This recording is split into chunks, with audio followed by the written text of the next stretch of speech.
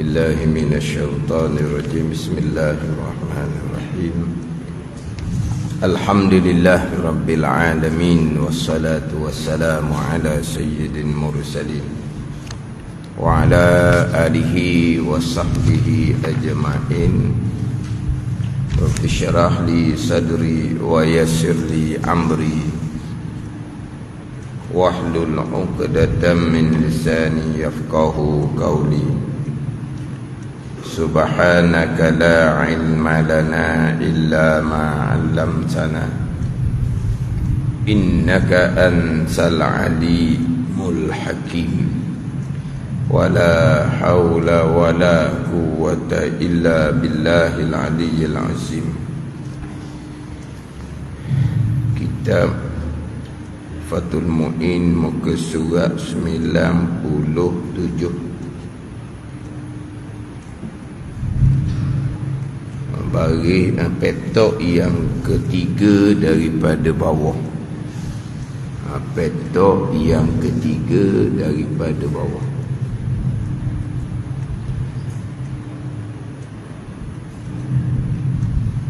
Qala al-muallif rahimahullahu ta'ala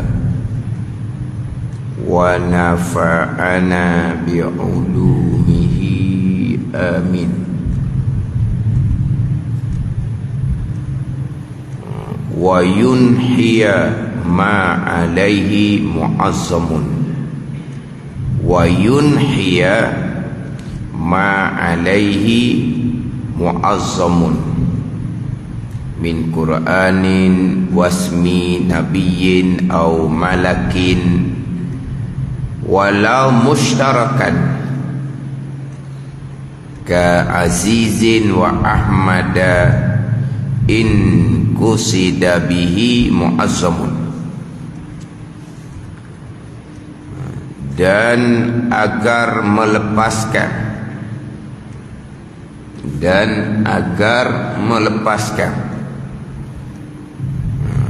wa yunhiya ma alaihi mu'azzamun,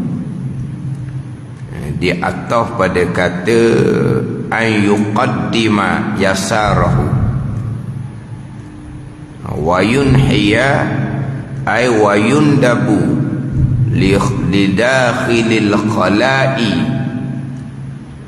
an yunhiya ma alaihi mu'azzamun min Qur'anin. Lagi situ wa yunhiya, dan disunatkan bagi orang yang masuk tandas sunat agar melepaskan.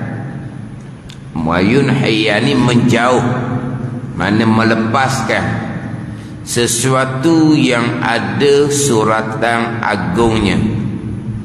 Ada suratan agung, mu'azzamun, perkara yang ditakzimkan, yang dibesarkan. Mana seperti tulisan Quran dan nama nabi dan nama malaikah. Sekalipun nama tersebut dipakai juga menamai yang lain seperti Aziz, Ahmad. Bila nama-nama ini dikosakkan sebagai nama agung, bukan nama yang lain tadi. Ini sambungan adab. Adab ketika qada hajah yang kita panjang minggu lepasnya berkaitan dengan adab ketika masuk tandas. Adab ketika masuk tandas dengan bahawa masuk dengan kaki kiri, keluar disunatkan dengan kaki kanan, sebalik daripada adab ketika kita masuk masjid, keluar masjid. Masuk masjid dengan kaki kanan, keluar masjid dengan kaki kiri. Masuk tandas dengan kaki kiri, keluar tandas dengan kaki kanan. Cuma yang panjang mengelupahnya khala mahallul khala Tandas itulah dipanggil mahallul khala, tandas tu. Apa dia tandas? Tandas ni tempat yang disediakan bagi qada hajah. Itu dipanggil tandas. Tempat yang disediakan bagi qada hajah, itu tandas. Sekalipun tidak ada dinding, tidak ada atap, tidak ada pintu sekalipun, kalau tempat itu disediakan untuk qada hajah, dipanggil tandas. Nak panggil tempat tu tandas, dua keadaan, dua situasi, dua keadaan nak panggil tandas. Yang pertama, memang buat tu rupa bentuknya memang untuk tempat qada hajah, tandas. Macam mangkuk tandas ni lah. Mana tempat tu buat dia disediakan untuk tempat qada hajah, dia panggil tandas. Walaupun belum qada hajat laginya, tak pakai molek laginya, dia panggil tandas. Ataupun dia walaupun tidak seperti tempat untuk qada hajah, umpama digali lubang yang dalam. Gali lubang dalam ni untuk qada hajah mungkin, untuk tanam pokok mungkin, untuk tanam tiang pagar mungkin. Dah gali lubang, gali lubang kan. Tidak semata-mata rupa tandas, sebab gali lubang ni macam-macam kegunaan. Tiba-tiba digali lubang, dia qada hajah di tempat tu, qada hajat sungguh. Gali lubang saja tidak akan dihukumkan tandas. Dia qada hajat sungguh, kemudian berazam untuk datang balik tempat yang sama, tandaslah namanya lubang tu.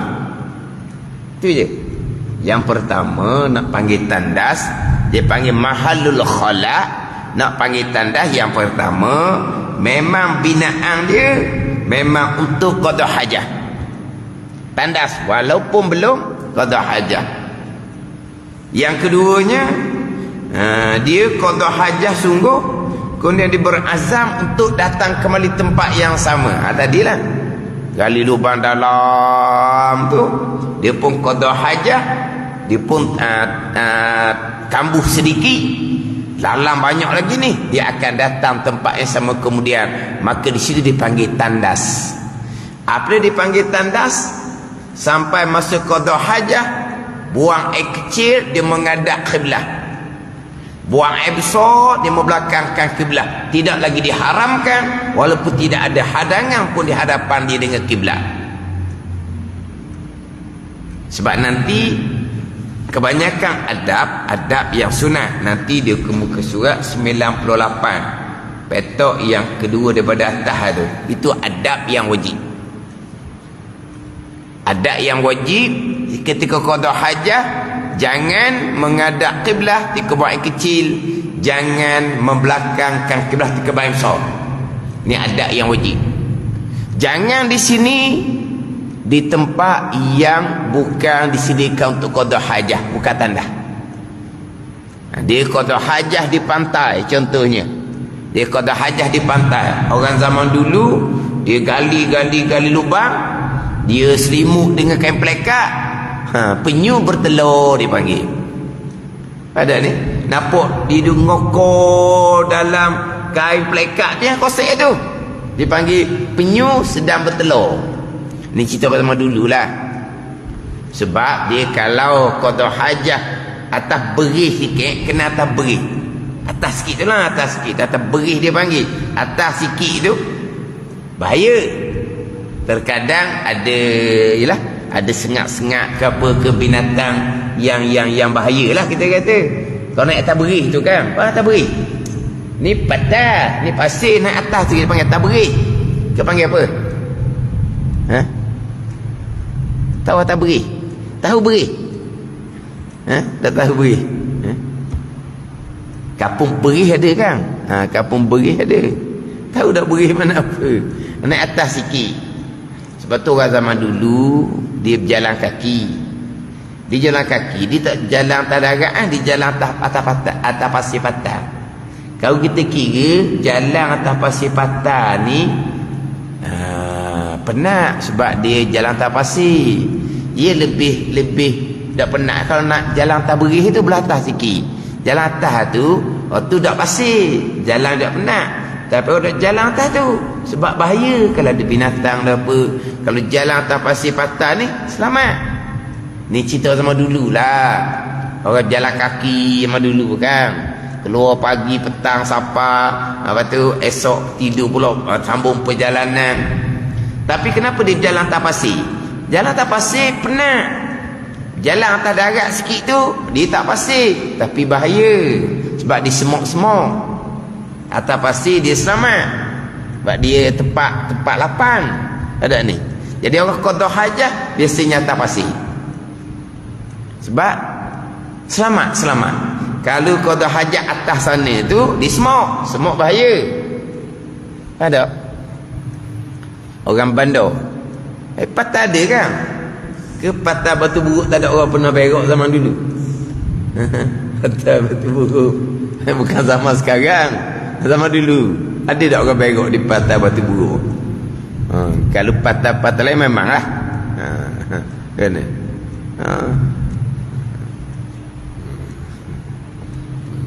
Dia selimut dengan kain tu pada ni dia orang panggil penyu telur berak lah tu. Jadi dia qada hajah bukan di tempat yang dikhususkan untuk qada hajah. Jangan menghadap ke belah kebun yang kecil, jangan membelakangkan kepada kebun yang besar. Hukumnya haram. Sebab itu bukan tempat dia untuk qada hajah. Dia qada hajah di padang contohnya. Dia qada hajah di padang. Pun sama juga. Adapun kalau tempat tu disediakan untuk qada hajah, tandas nama dia termasuk lubang tadi, walaupun lubang tu digali tengah padang sekalipun, ataupun bukan tengah padang lah, dalam hutan, tapi digali tengah, makna dengan pokok pun jauh, tapi dia berazam akan qada hajat berlipat yang sama, dia panggil tandas dah. Masa dia qada hajat menghadap kiblat, tak ada dinding di hadapan, membelakangkan belakang kebun yang besar, tak ada dinding di antara belakangnya dengan kiblat, tidak lagi diharamkan. Sebab itu tempat yang disediakan untuk qada hajah, tandas nama dia. Dinding tak ada, atau sebut tandas tak berkait dengan dinding, tak berkait dengan pintu. Kenal agak tandas. Minggu lepas sekuliah dah cerita tandas, sebab orang kenal tandas. Oleh kerana tandas dengan tempat mandi satu pintu, satu bilik, dihukum tandas belaka. Tak betul gitu. Memang ada dalam rakaman pengajaran dihukum tandas, saya tahu, tapi tak betul. Sebab tandas tidak berkait dengan dinding, tidak berkait dengan pintu. Tandas al-makanul mu'addu li qada'il hajah, itu tandas. Tempat yang disediakan untuk qada hajah, tandas lah. Macam tadi dia gali lubang dalam, dia qada hajah, dia berazam akan berlipat yang sama, tandas situnya. Mana dinding, mana tiang, mana atap, tak ada kaitan. Dinding, pintu ni ada untuk melindungi aurah dilihat oleh orang. Tapi dalam hutan ni, kebun di dalam hutan, tak ada orang, tak ada apa-apa dia nak qada hajah, tak ada dinding pun. Tapi lubang tu dipanggil tandas. Sebab apa? Tempat disediakan untuk qada hajah, dua keadaan. Yang pertama, memang dibuat tempat tu memang untuk qada hajah, jelas. Ataupun dia berazam akan kembali qada tempat yang sama, itu dia panggil tandas. Jadi masa dia qada hajah, walaupun tak ada dinding, dia menghadap ke belah kebun yang kecil, dia membelakangkan belah besar, tidak lagi diharamkan. Sebab itu dipanggil tandas. Gimana? Dah sudah pusing lah. Dia kata tidak islamik lah. Tak nak buat rumah islamik lah. Dah. Sebab tandas tempat dia, mandi tempat dia. Duk tempat mandi, hammam, orang azan, jawab azan. Berwudu, baca a'udzubillah, baca bismillah, baca bacaan ketika berwudu di tempat mandi, bukan di dalam tandas.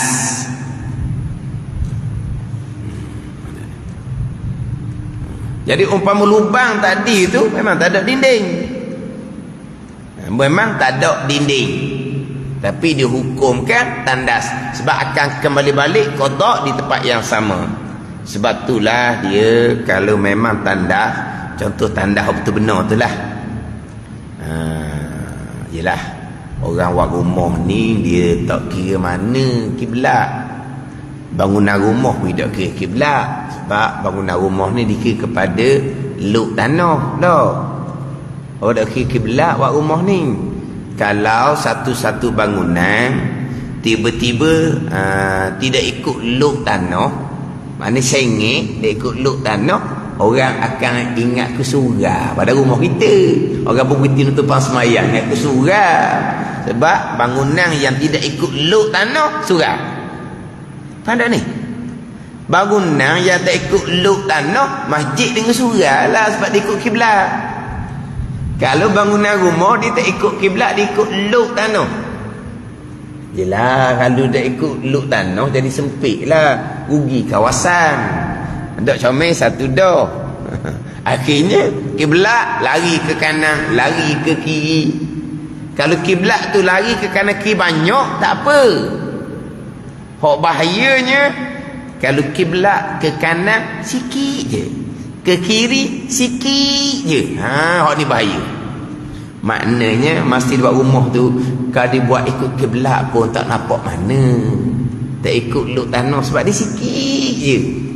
Kalau banyak lain. Ada ni kalau banyak tak apa. Kalau sikit satu penyakit. Pada ni dia semaya di rumah dia ke kanan sedikit, ke kiri sedikit, dia duduk nyerong sikit je. Orang gini ni, orang gini, siapa yang tanya semaya di masjid, dia duduk tak sama macam orang. Dia duduk macam kanan kiri, cari duduk. Mana ni saya pernah jumpa orang gini. Kata kenapa dia jadi, dah kita soh kan menghadap kiblat, dia tu macam lari daripada orang, lari daripada orang. Bila tanya gitu ke saya tak perasan, dia kata memang tidak perasan. Memang tidak perasan. Kalau dia perasan tidak buat gitu. Orang seterik ke kiblat dia gini, nampak dia tu. Kalau rokok pun nampak dia tu tak macam orang lain. Saya pun nak tegur, tanya kenapa kamu semayang? Sebab ingat ke takut dia tahu masjid tu kiblat tak betul ke, takut dia tengok kompas di kiblat tu masjid tak betul, dia lagilah takut gitu. Tanya kenapa awak semayang jadi agak lari sikit daripada sterik ke kiblat. Tapi dia mula tu memang dia tak perasan lah. Oh gitu, saya tak perasan, dia kata. Lepas tu saya tertanya dia, kiblat di rumah macam mana? Kiblat di rumah lari sikit je, dia kata. Ya, dia lekat tabiat. Dia lekat tabiat. Sebab dia tu kiblat rumah dia, makna rumah dia buat tu, dia kata kalau dia cek awal-awal dia tu, dia boleh buat rumah dia menghadap kiblat. Tak nampak daripada luk tanah, takkan nampak. Sebab sikit je lagi dari kiblat. Makna dia perasan lepas siap dah. Allah rugi, dia kata kalau buat ikut kiblat tak nampak, taklah nampak lagi daripada luk tanah. Dia sudah buat rumah tu baru dia perasan. Jadi dia semayang lari daripada kiblat sikit. Lari daripada bangunan rumah dia untuk menghadap kiblat. Sampai masa dia semayang di masjid, jadi perangai dia. Dia jadi macam tabiat pada kan? Tabiat dia. Saya tengok lama dah tengok, kenapa dia ni? Ke dia ingat ke masjid kita ni kiblat tak betul, takut dia tahu kiblat masjid. Tak tahu kiblat tu betul tak betul, kita kira betul lah. Takut dia tahu kiblat tu tak betul, dia kena kanan kiri sikit, takut mungkin dia tahu gitu. Tanya dia, tidak perasan. Dia tak perasan. Jadi buat rumah memang orang ikut luk tanah. Macam mana dengan tandah? Tandah pun orang nak kira. Orang kita ni buatlah gona-gona pun. Dia tandah ni, bangunan rumah tandah ni buatlah menghadap utara ataupun selatan. Jangan menghadap timur ataupun barat. Boleh buat. Bak dalam tandas tu dia boleh pusing je kan, ke payah. Dia nak pastikan pintu sebelah mana, tempat mangkuk tandas sebelah mana. Dia boleh buat dah. Sebab nak biar jadi tandas tu menghadap utara ataupun menghadap selatan. Jangan menghadap timur ataupun barat. Kalau menghadap timur, masa buang air besar membelakangkan kiblat. Kalau menghadap barat, masa buang air kecil menghadap kiblat. Faham tak ni? Kalau lah tandas tu menghadap timur, dia duduk menghadap timur, masa dia buang air besar dia membelakangkan kiblat. Mana najis yang keluar tu tuju ke kiblat. Ada ni? Masa buang air besar, dia tak kira kepada belah hadapan, dia kira pada belah belakang. Sebab najis yang keluar tu kepada besar tu dituju ke kiblat. Adapun masa buang kecil baru dikira kepada belah hadapan. Jadi kalau dibuat tandas tu menghadap timur, masa buang besar dia akan membelakangkan Kaabah. Kalau dia menghadap ke barat, masa buang kecil tu dia menghadap Kaabah. Jadi menghadap utara selatan, itulah yang paling baik. Tapi kalau memang tempat tu disediakan untuk qada hajat, menghadap dan membelakangkan kiblat tidak diharamkan dan tidak makruh dan tidak khilaful aula. Membelakang kiblat, menghadap kiblat. Kalau tempat yang disediakan untuk qada hajat, sekalipun hanya lubang macam tadi, dia panggil tandas. Tetapi mazhab Hanafi dia tak kira. Mazhab Hanafi tak kira.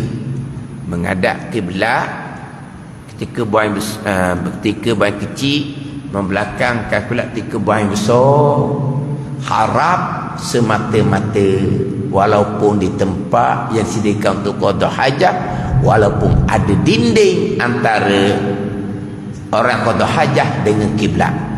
Walaupun dalam tandas memang khas untuk qada hajat, walaupun ada dinding antara kita dengan kiblat, mazhab Hanafi haram menghadap kiblat ketika buang kecil, haram membelakangkan kiblat ketika buang besar. Sebab tu jangan buat tandas menghadap utara ataupun menghadap selatan. Buatlah menghadap timur ataupun barat, buatlah menghadap utara ataupun menghadap selatan. Hulu hilir lah, mana hulu hilir? Menghadap ternaik, timur tu menghadap terjatuh, barat menghadap hulu, menghadap hilir. Hulu hilir itulah utara selatan. Nanti jadi makna walaupun lubang tu tak ada dinding, tak ada apa, dikira tempat dia untuk qada hajat, maka ketika qada hajat menghadap kiblat ketika kecil, membelakang belakang besar tidak diharamkan, walaupun tak ada dinding, walaupun hanya lubang sahaja. Pada ni sebab tu nak bicara mana timbul tempat disediakan untuk qada hajat, menghadap kiblat, membelakangkan kiblat tidak haram walaupun tak ada dinding. Mana apa tak ada dinding pun tak apa, jadi tandas juga. Tak ada dinding pun tak apa, jadi tandas. Ni dia gali lubang tadi, gali lubang. Ni cerita orang dulu lah. Masa saya belajar dulu, ialah ada tempat ni, dia tandas ni dibuat kemudian. Dia tak penting mana tandas, dia buat kemudian tandas. Kita orang Malaysia tandas penting. Orang Malaysia tandas penting. Mana kalau rumah tu tak siap lagi, di kursi tempat duduk mesti kena ada tandas. Kita tandas penting. Ada di belah-belah alik Thailand kalau dulu di tandas tu kemudian. Bangunan siap lah kedah, tandas ada lagi. Sebab apa? Tandas di luar. Mana? Dalam hutan. Tandas pula masuk dalam hutan. Dah kalau malam-malam takut masuk dalam hutan, malam-malam ada cara dia. Ada cara dia. Dia qada hajat, lepas tu dia gandeng masuk dalam hutan. Berterabur dalam hutan. Nanti siapa pijak? Dia kot pijak. Gaduh-gaduh cepat-cepat nak masuk dalam hutan, dia kot pijaknya. Dia tak penting kot ni. Saya dulu masa duduk pondok tu, Nak masuk je dalam hutang, bawa cok cangkul. Bawa cok cangkul. Dan kita orang Malaysia, mana boleh tinggal atas tanah, tinggal gitu. Malu kok orang kita orang Malaysia, bawa cok cangkul. Gali dalam-dalam. Lepas tu, qada hajah, tutup separuh. Hari datang pula, tutup pula. Lama-lama orang lain pun turut juga. Sebab apa? Selamat daripada pijak tahi. Dah siapa pijak tahi? Tuan dia lah pijak. Mana dia dah? Dia berok mengata-kata. Ni orang belah dululah, dulu cerita dulu. Macam mana kalau kita gali dalam, gali. Tadilah, gali lubang. Macam-macam hal. Tanam pokok, tanam tiang pagar, boleh jadi belaka. Tiba-tiba qada hajah di situ, dah berazam akan kembali balik qada tempat yang sama. Sebab gali tu dalam. Sekali bawa cok tu, mana boleh pakai berkali-kali lubang tu. Mana qada hajat sekali, tutup dengan tanah. Qada hajat yang kedua, tutup dengan tanah. Mana berkali-kali boleh guna lubang tu. Maknanya azam di hati akan datang kembali tempat tu untuk qada hajat. Dia panggil tandah dah. Mana ada dinding, mana ada pintu, tak ada. Macam mana menghadap kiblat, membelakangkan kiblat sebab tak ada dinding ke? Tidak diharamkan, sebab itu tandas. Tandah apa? Dinding tak ada, pintu tak ada. Siapa kata syarat dinding, syarat pintu di tandah? Tandah tempat jika untuk qada hajah dipanggil tandah. Jadi tempat qada hajah dengan tempat mandi sebelah-sebelah. Nyata mana tandas, nyata mana tempat untuk mandi. Tempat tu mandi, orang bang jawab azam elok-elok. Itu bukan tandas. Ada ni. Nak baca doa masuk tandas, baca doa dalam bilik mandi, kemudian melangkah ke tandas. Nak baca doa keluar tandas, melangkah ke bilik mandi, baca doa keluar tandas. Bilik mandi bukan tandas.